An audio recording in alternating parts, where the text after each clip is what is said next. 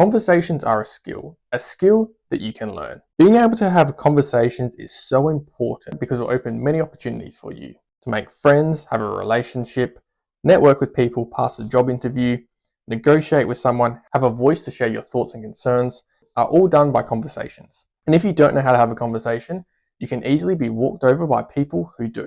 If you're an introvert, it doesn't matter, because in this video, I want to be teaching you how to make conversations with anyone. Before I talk to you how to have a conversation, there are some customary things you should know that will help you with your conversation. Number one is appearance. Now, humans are visual creatures and we do judge and associate with appearances. Presenting well will make other people feel more comfortable around you. The next thing is stay out of the person's bubble. You don't want to be too close to the person. Keep a nice distance between them. The third is greeting and farewell. Handshaking between men is customary with each other, both in the workplace and socially. Handshaking between men and women is customary in the workplace but optional socially. And this is the same for handshaking between women. It's customary in the workplace but optional socially. Now that we've got that out of the way, let's talk about small talk. Now, of course, some people don't like small talk, but if you don't know how to have conversations, small talk is a great way to learn how to have conversations. Now, small talk is great for a number of reasons. It's the beginning of every conversation. It's handy in situations that you can't escape. It allows you to get good or bad vibes from the other person. It's a good retreat when you know the conversation isn't going well and you can feel the conversation stalling. It's platonic that avoids personal subjects. It's just surface level. What has helped me small talk is remembering the acronym FORD. Family, occupation, recreation, and dreams. This will allow you to small talk with anyone. The goal with small talk is to establish with the other person that you're a delight to have a conversation with. What we want is the person to walk away from the conversation with a good reputation of you. Now, of course, your validation as a human does not come from other people's reputation of you. However, don't give them a reason to have a bad reputation of you.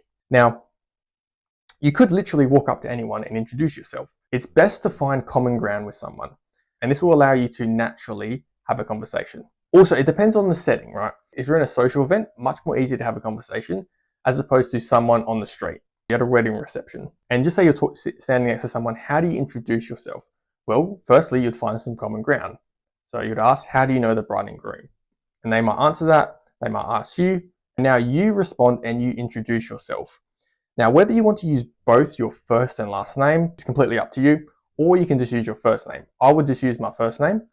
When you've introduced yourself, you now have 4 topics: family, occupation, recreation, and dreams. Now, you don't need to use all these at once, and you don't need to use them all, but you can fall back on any of them if you want. You've had common ground, you've introduced yourself. From there, I would continue the common ground. What this will allow is the conversation to be much more natural. You want to try and flow the conversation by expanding subtopics from what they're saying. Also, ask them open-ended questions. For example, how did you like the wedding? How did you like the food? Did you travel locally or interstate? If they live interstate, what's it like? What have they seen while traveling to your state? You could ask them, and then you could ask them what they do. So essentially what you want to do is listen, and when key points jump out at you, take a mental note and then use that once they've finished talking. So do not interrupt them and don't be too eager to switch the subject if you have something on your mind.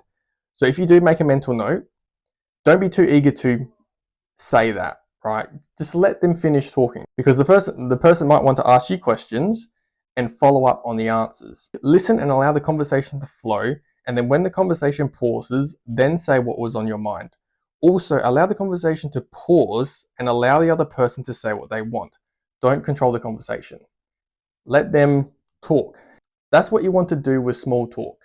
Find common ground, introduce yourself, continue common ground, listen and take mental notes of key points, engage in the conversation, allow them to ask you questions, use one of the acronym letters, listen, take mental notes of key points, engage in the conversation, allow them to ask questions, then finish up the conversation. To finish up the conversation, what you want to do is wait for them to finish talking. Do not interrupt them.